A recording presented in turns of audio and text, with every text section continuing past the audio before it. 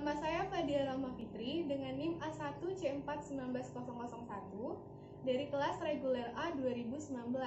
Di sini saya akan melakukan praktikum perkembangan hewan dengan judul Sistem Reproduksi Hewan Jantan dan Betina.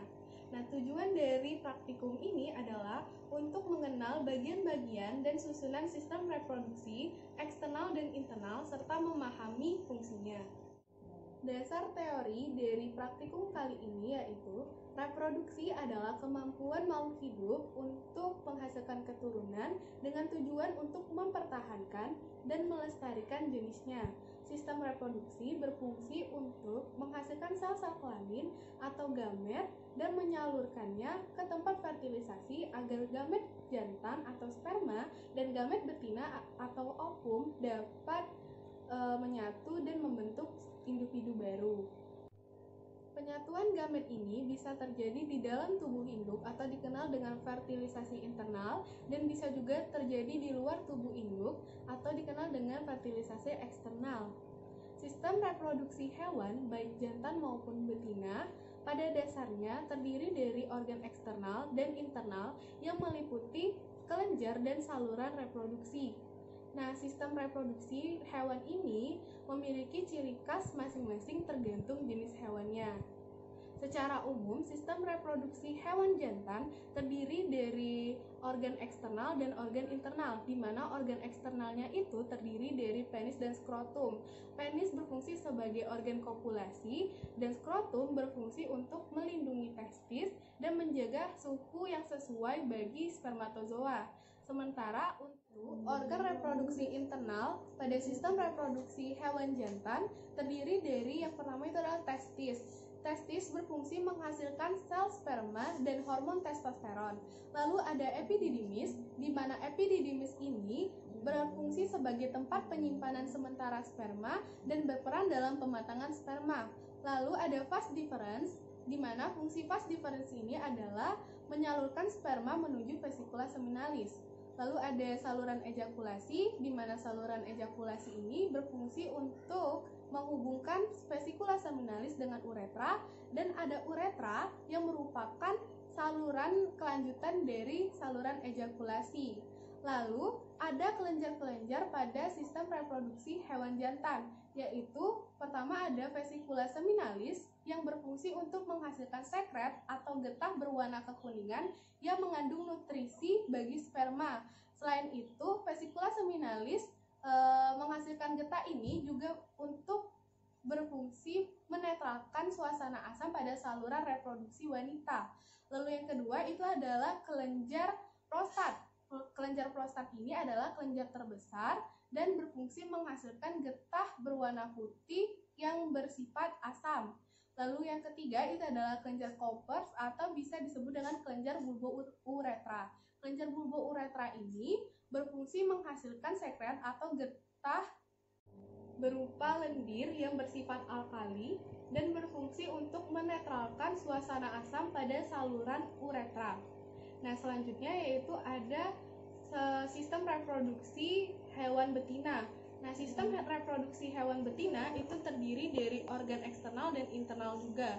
Organ eksternalnya itu terdiri dari vagina dan vulva, di mana vagina itu berfungsi sebagai organ kopulasi dan liang peranakan, sementara vulva itu dibagi menjadi dua, ada labium mayor dan ada labium minor.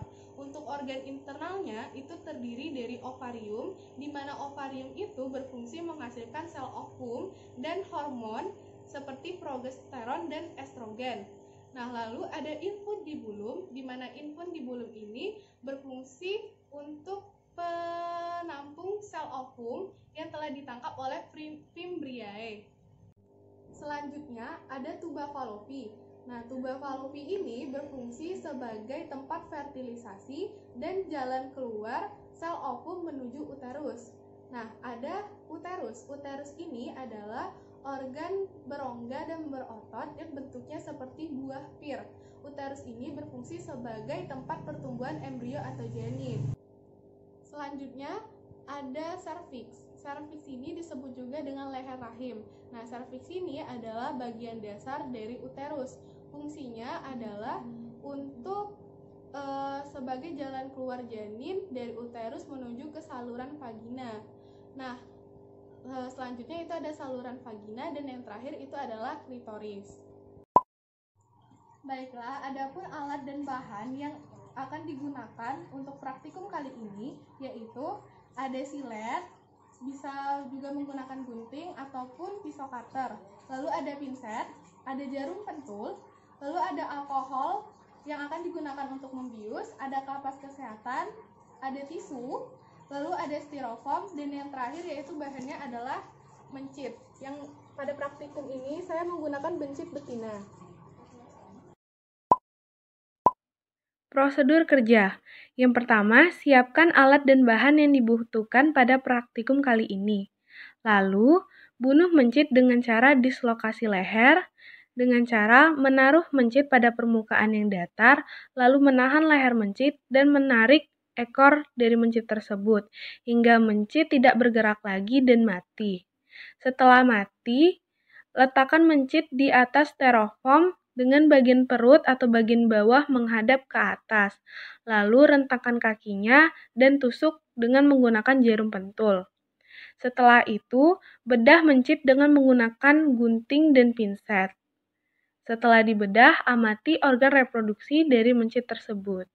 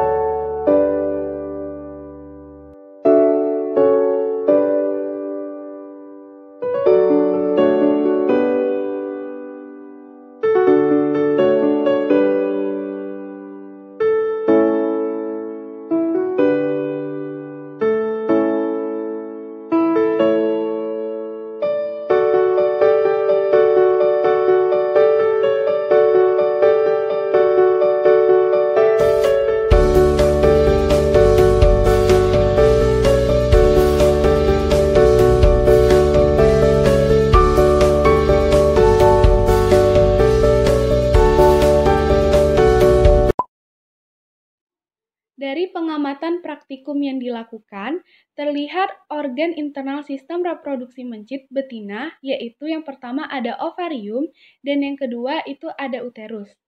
Pada mencit yang diamati, terdapat sepasang ovarium di mana ovariumnya berukuran kecil dan berwarna agak kepingan. Ovarium ini berfungsi untuk menghasilkan sel-sel telur atau ovum. Sementara itu, pada pengamatan juga terlihat uterus.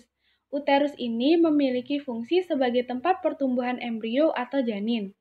Mencit memiliki tipe uterus duplex dengan dua tanduk ovari yang tampak jelas. Maksudnya, mencit memiliki uterus kanan dan kiri yang terpisah dan bermuara secara terpisah ke vagina. Nah, pada praktikum kali ini, organ yang dapat terlihat dengan jelas yaitu ada ovarium dan uterus, sementara organ-organ lain kurang terlihat dengan jelas. Hal ini dikarenakan pada saat pembedahan dan pengamatan terdapat banyak lemak yang ada di sekitar sistem reproduksi mencit betina. Selain itu, hal ini juga bisa disebabkan karena kurangnya ketelitian pada saat melakukan pembedahan dan pengamatan. Nah, berdasarkan literatur yang saya baca, dijelaskan bahwa komponen sistem reproduksi mencit betina itu terdiri dari organ internal dan organ eksternal. Untuk organ eksternalnya itu terdiri dari vagina dan vulva, di mana vagina itu berfungsi sebagai organ kopulasi. Sementara itu, untuk organ internal terdiri dari ovarium, oviduk, dan uterus. Ovarium fungsinya sudah dijelaskan tadi bahwa fungsinya adalah menghasilkan sel-sel telur atau ovum. Lalu ada oviduk. Oviduk itu merupakan saluran penghubung antara ovarium dan uterus. Nah, oviduk ini memiliki fungsi sebagai jalan keluar sel telur atau ovum menuju uterus. Lalu, ada uterus. Uterus ini berfungsi sebagai tempat pertumbuhan embrio atau janin. Dari praktikum yang telah dilakukan, dapat disimpulkan bahwa sistem reproduksi pada mencit betina terdiri dari organ internal dan organ eksternal, di mana organ eksternalnya itu terdiri dari vagina yang berfungsi sebagai organ kopulasi dan vulva. Lalu untuk organ internalnya terdiri dari ovarium, oviduk, dan uterus. Untuk ovarium itu berfungsi sebagai penghasil dari sel-sel telur atau ovum. Lalu ada oviduk, di mana oviduk menjadi saluran penghubung antara ovarium dengan uterus dengan fungsi sebagai jalan keluar sel telur atau ovum menuju uterus. Lalu ada uterus, di mana uterus ini berfungsi sebagai tempat pertumbuhan embrio atau janin. Pada mencit, uterus ini bertipe duplex, di mana mencit memiliki uterus kanan dan uterus kiri yang terpisah dan bermuara secara terpisah pada vagina. Hewan mengenai sistem reproduksi hewan jantan dan betina yang saya lakukan, saya mohon maaf apabila ada kesalahan baik itu kata maupun perbuatan. Saya ucapkan terima kasih.